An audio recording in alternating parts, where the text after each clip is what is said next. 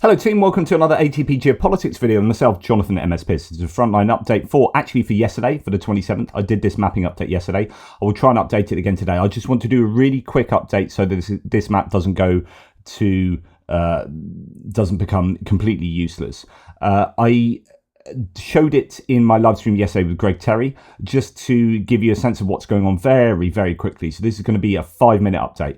Kursk region, the Ukrainians seem to be holding on. It is a bit of a graveyard for Russian equipment and personnel, but there are huge numbers of people there. There are North Koreans there. It's all looking like this is going to be the objective number one, really, for Putin. He wants Kursk back before January the 20th. The Russians have, according to Siversk maps, taken a small area back on the way to Malaya Lotkinia. They're trying to cut the Ukrainians off in this sector there by coming from the north and coming from the west to cut them off there. So according to Siversk maps, at least, there is some movement there. No change to Vovchansk and the region north of Kharkiv.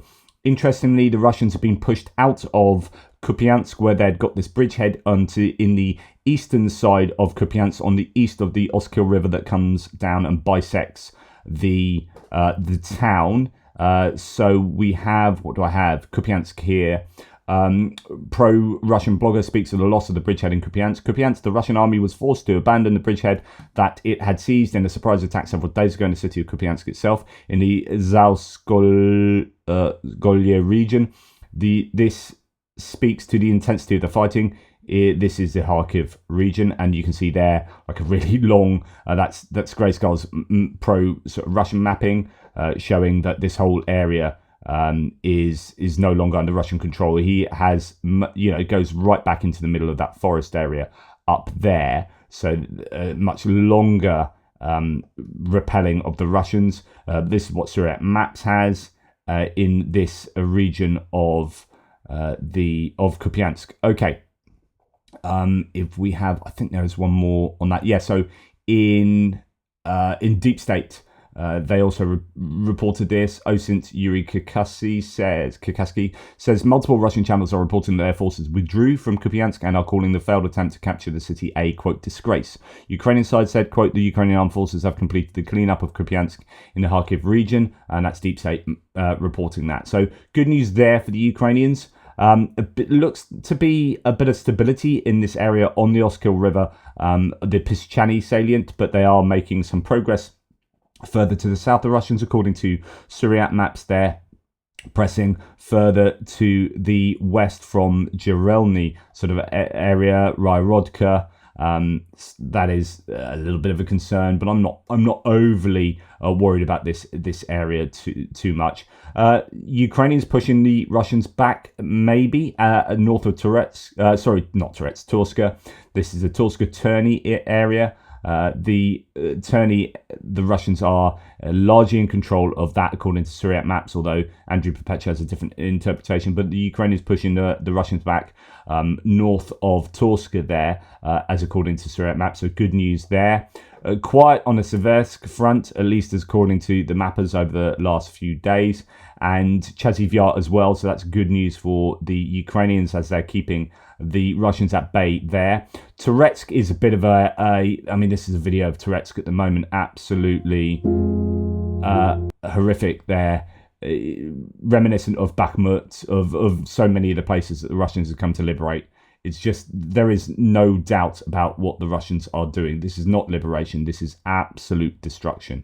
But anyway, that's Turetsk area. So no change there. No change to north of the Prokrosk area. Luckily, no change to this part of the front outside of Prokrosk. It's still sort of, is it 6 kilometers or so away from there?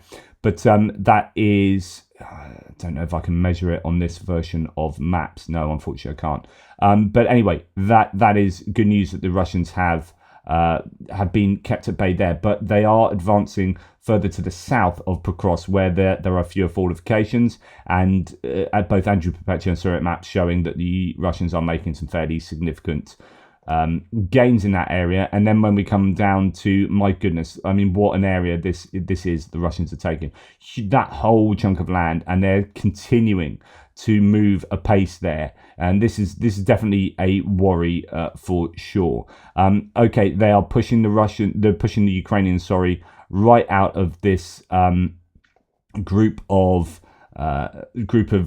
settlements along the riverbed here, along the I'd call it a valley. It's not really a valley, but it's the lower ground where the river runs, pushing it up towards Uspanivka there, and making those gains consistently. Dalny here, south of Karakovo, is now fully under Russian control, and they're expanding that control, and they'll be pushing up north. There's a trench line that goes east-west here. The Russians will be wanting to come in behind the trench line through Karakovo.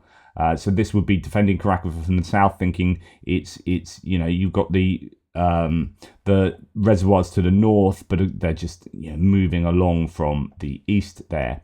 And then around the Velyka Novosilka area, you can see that the Russians are in Velyka Novosilka, as according to Surrey maps, and then they're making these gains further to the north, just moving up in a northerly direction and a northwesterly direction. So it's all very challenging for the Ukrainians all around here. And then further to the southwest of Velyka Novosilka, the Russians pushing on there too.